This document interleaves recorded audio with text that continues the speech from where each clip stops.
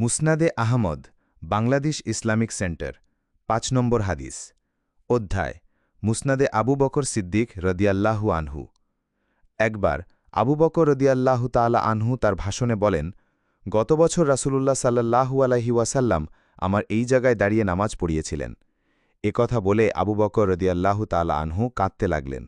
তারপর বললেন, তোমরা আল্লাহর নিকট সুস্থতা কামনা করো, কেননা ইয়াকিনের বা দৃঢ় বিশ্বাস বা মজবুত ঈমান এরপর কেউ সুস্থতার চেয়ে উত্তম কোনো জিনিস প্রাপ্ত হয়নি। অর্থাৎ ঈমানের পর সুস্থতা আল্লাহর শ্রেষ্ঠতম নেয়ামত। তোমরা সত্যবাদিতাকে আঁকড়ে ধরো, কেননা তা পুণ্যের সাথে যুক্ত। এই দুটোই জান্নাতে যাওয়ার উপকরণ।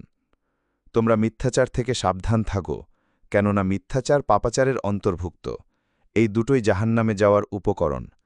তোমরা পরস্পরে হিংসা করো না, বিদ্বেষ পোষণ করো না, সম্পর্ক ছেদ করো না, একে অন্যের পেছনে লেগো না, বরঞ্চ আল্লাহর নির্দেশ মোতাবেক ভাই ভাই হয়ে থাকো।